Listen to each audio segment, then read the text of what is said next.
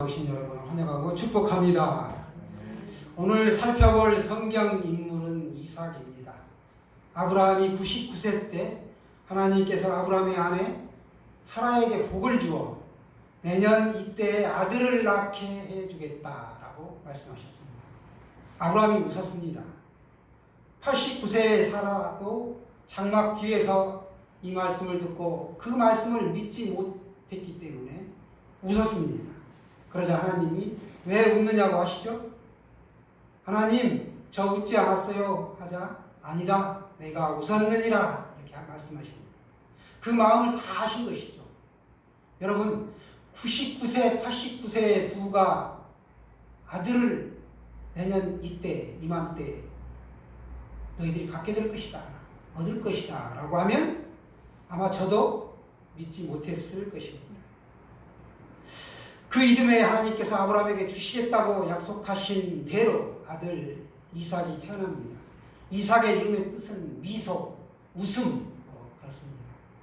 부모의 신앙을 물려받은 이삭은 우리식으로 말하면 모태신앙이고 복받은 자였습니다. 이복형 이스마엘과는 14살 차이가 났었죠. 어머니 사라가 127세를 살다가 막벨라 굴에 장사된 후에 아버지 아브라함은 몸종 엘리에셀을 이삭의 아내를 데려오라고 심부름을 시킵니다. 하나님께서 도우실 것을 믿고 아브라함이 자신의 환도뼈에 손을 넣어 너는 맹세하라 하고 출발을 시키죠. 어디로? 밧단 아람으로.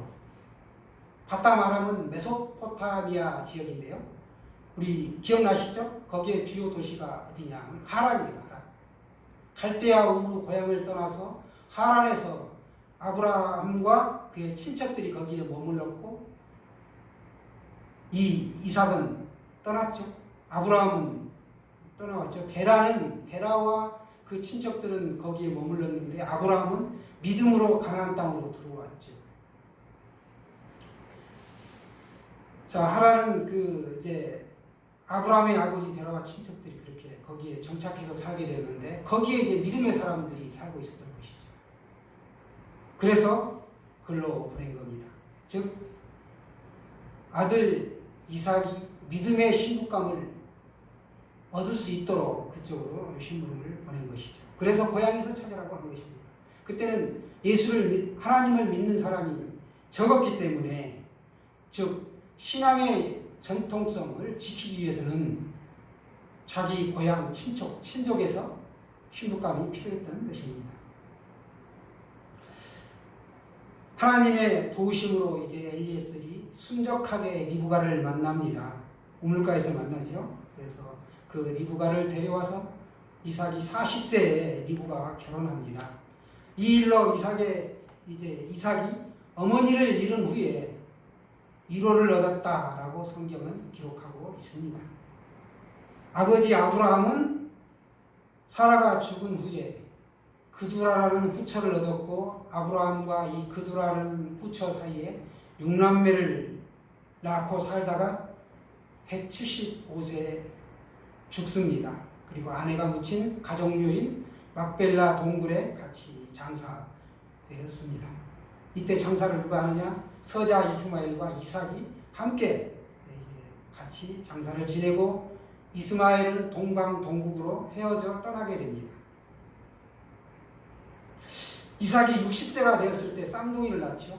에서와 야곱. 우리가 너무나 잘 알고 있는 이야기인데 그런데 태 속에서 두 아이가 싸웁니다. 하나님은 태중에 두 민족이 있다라고 말씀하셨습니다. 복중에서 서로 나누이고 이 민족이 저 민족을 섬겨야겠다 이렇게 말씀하시죠. 그런데 에서는 사냥꾼이었습니다. 들사람이죠. 그래서 이 이삭은 에서를 좋아했습니다. 사냥한 고기를 좋아했기 때문이죠.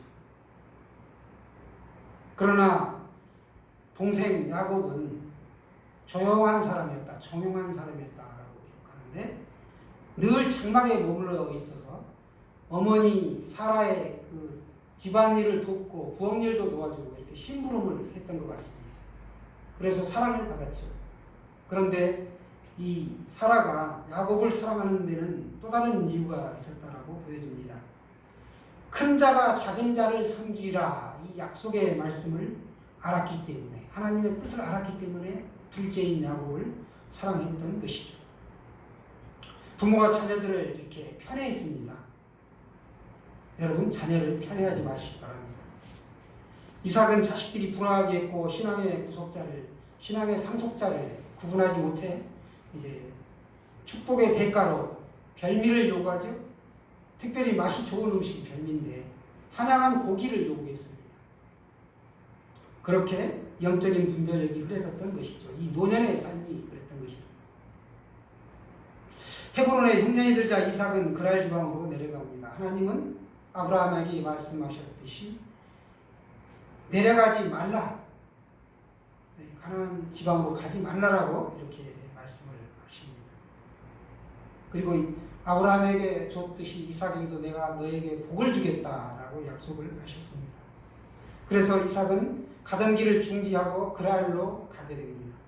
그랄에서 이삭은 아내 리브가를 아버지 아브라함처럼 속이고 또 누이라고 이렇게 속이는 그런 실수를 하고 맙니다. 거짓말을 한 것이죠. 한국에도 코로나19 확진자가 발생되면서 이 확진자가 동선을 감추거나 속여가지고 이 적지 않은 문제를 일으키고 있습니다. 미국에서 있었던 일인데요.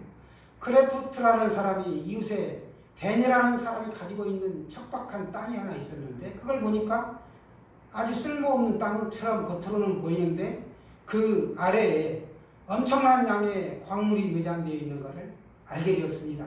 그래서 그는 이 댄이라는 사람이 눈치채기 전에 내가 저 땅을 뺏어야 되겠다, 계약을 해야 되겠다라고 서둘렀습니다.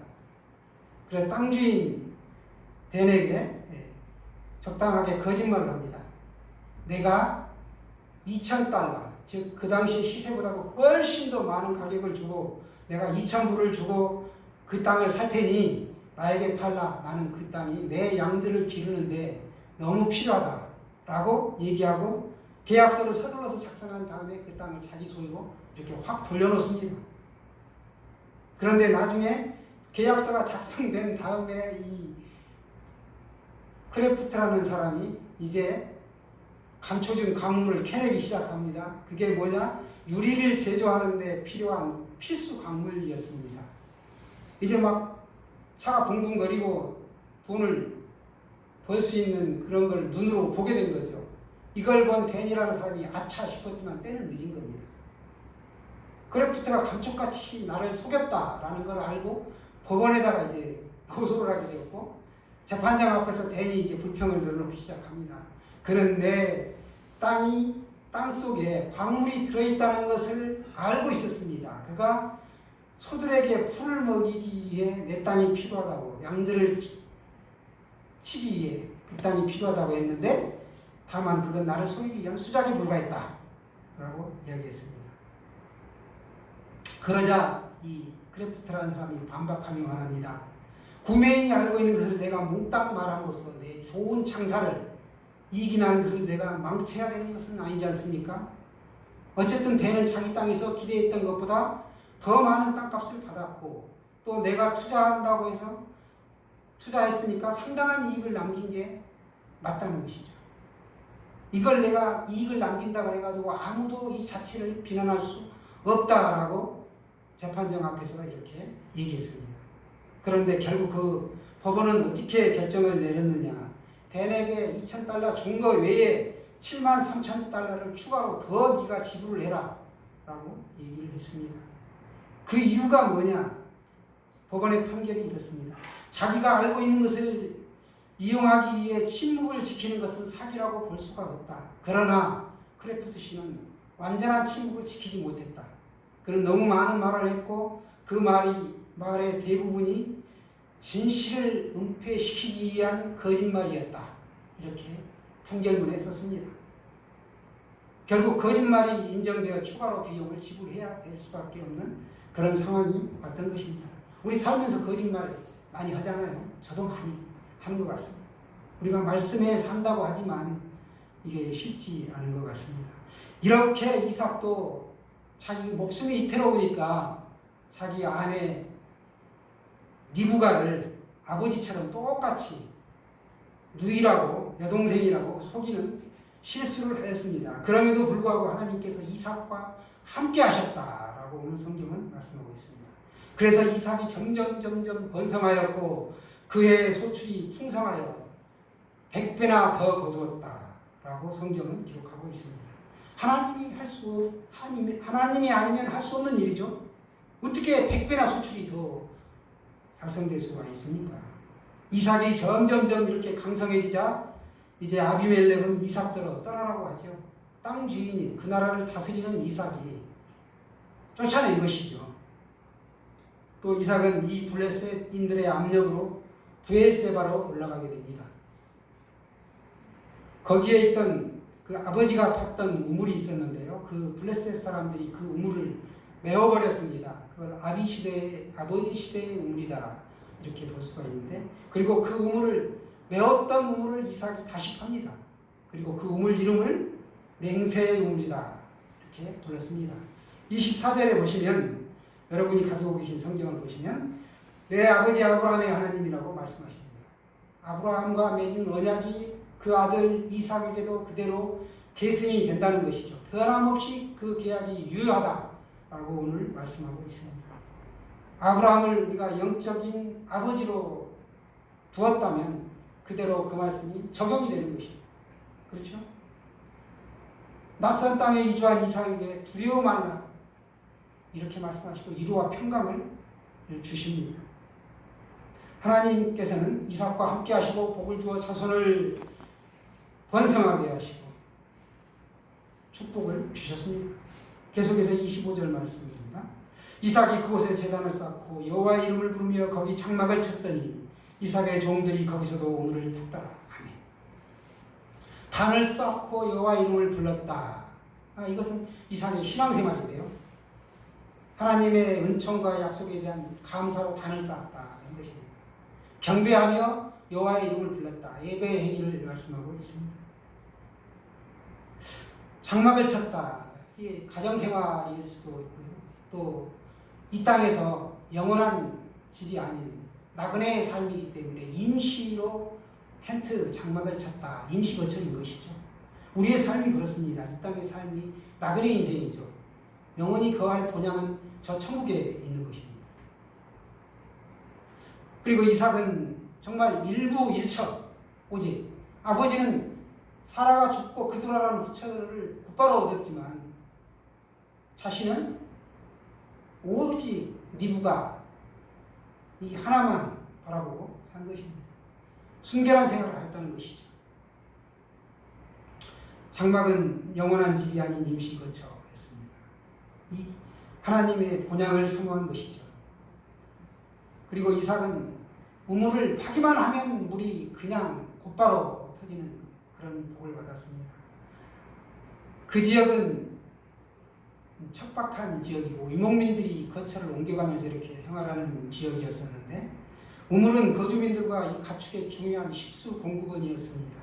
이 팔레스타인 지역은 특별히 우기 외에는 비가 오지를 않습니다. 물줄기를 발견하기도 어렵거니와 발견해도 이 수맥을 찾아서 깊이 10m, 20m를 내려가야 하는 대공사였습니다.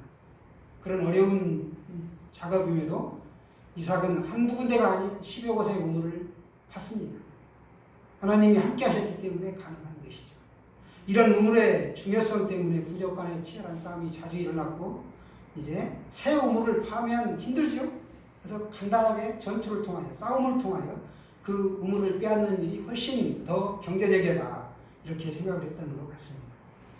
우물은 생명이고 재산이고 각 종족의 힘을 상징하는 굉장한 의미가 있었습니다. 그래서 우물을 파면 그 우물마다 이름을 붙였던 것이죠.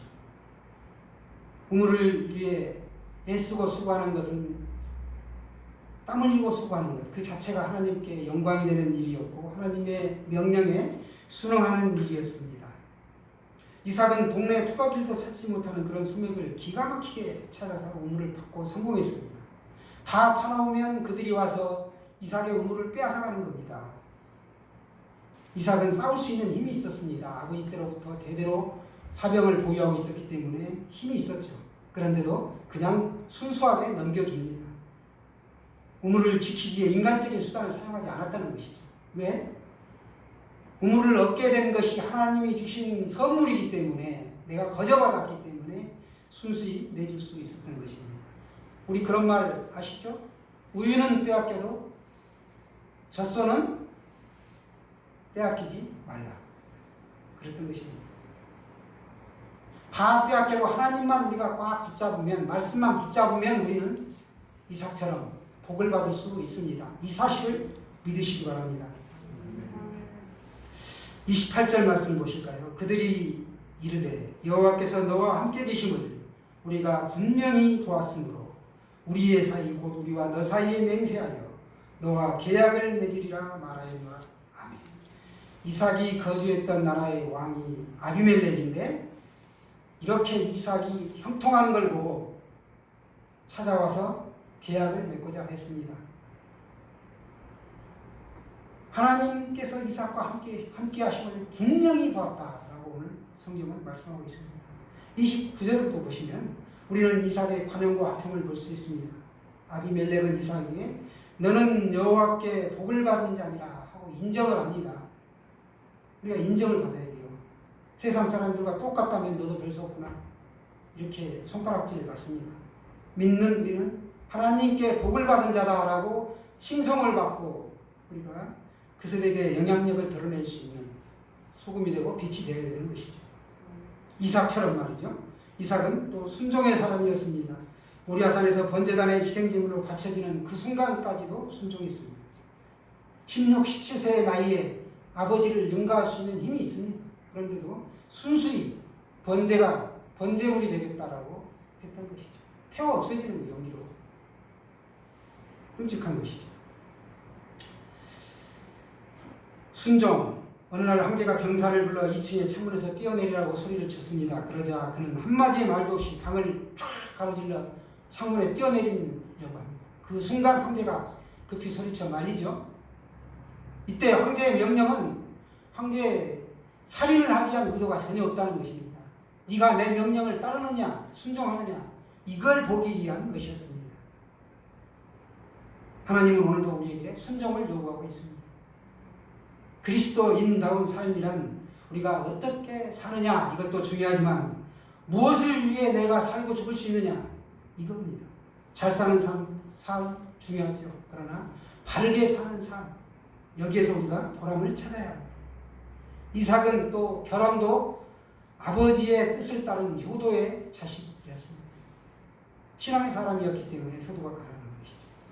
아버지의 신앙을 계승하여 가는 곳곳마다 제단을 쌓고 자신을 괴롭혔던 사람들마저 여호와께서 너와 함께 계심을 우리가 분명히 보았다, 이렇게 할 만큼 하나님의 살아계심을 친히 행동으로 보여준 사람이었다는 것입니다. 그런가 하면 블레셋 사람들에게 번번이 우물을 빼앗깁니다. 그러나 한 번도 대항하여 싸우거나 불평하거나 하지 않고 평화를 선택했습니다. 마태복음 5장 5절은 말씀합니다. 온유한 자는 복이 있나니 저희가 땅을 기업으로 받을 것이요. 땅을 기업으로 받는다. 온유하면 중요합니다.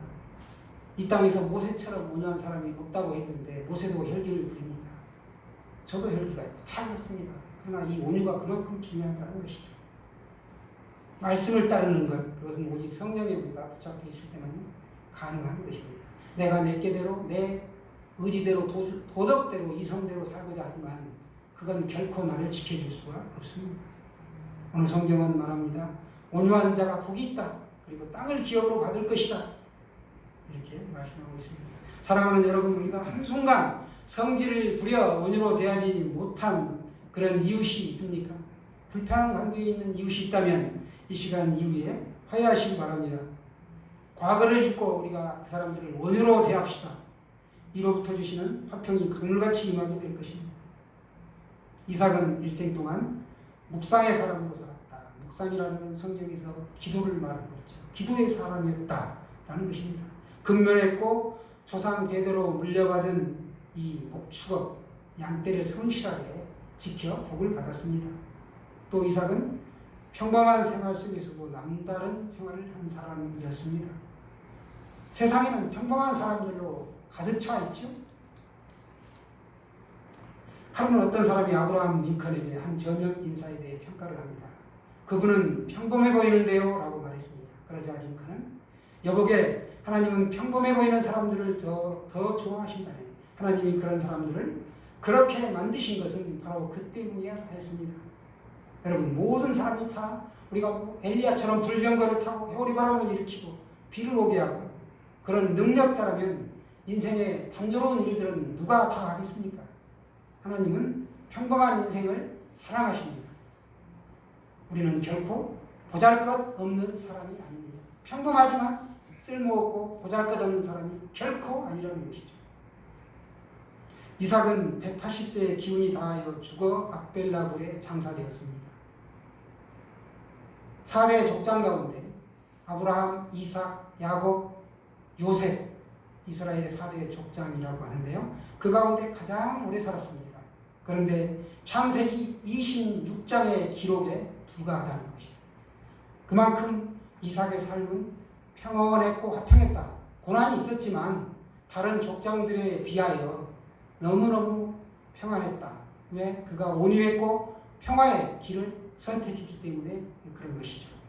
180세의 기운이 다하여 죽고 가족묘에 안장되었습니다. 태어난다는 소식만으로도 부모를 웃게 하여 시작된 아이가 바로 이삭인데 아버지가 가는 길을 일생 동안 걸었습니다. 인생에는 많은 어려움이 따르죠. 특별히 인간관계에서 오는 어려움이 너무너무 많습니다. 마음 같아서는 내가 받은 고통을 몇십 배, 몇백 배 더하여 몽땅 그에게 갚아주고 싶지만 하나님의 뜻은 그게 아니라는 것이죠. 용서다. 이게 참 우리 마음에 어려움을 줍니다. 말씀을 붙잡으시기 바랍니다. 성경은 말씀합니다. 원수를 대적하지 말라. 로마서 12장 17, 19절에 특별히 말씀하고 있습니다. 말씀은 하는데요. 그게 잘 안 되네요. 그렇습니다. 그래서 우리가 성경을 의지하고 기도하고 찬송하고 말씀 보는 것이죠. 성경 인물 이삭처럼 우리가 원수를 온유로 대하십시오. 승리가 보장되어 있습니다. 믿으시기 바랍니다. 믿음의 선진 이삭을 본받아 우리 모두가 신앙인으로서 성숙한 신앙인으로 하나님의 약속을 따라 살아가시기를 간절히 축원합니다.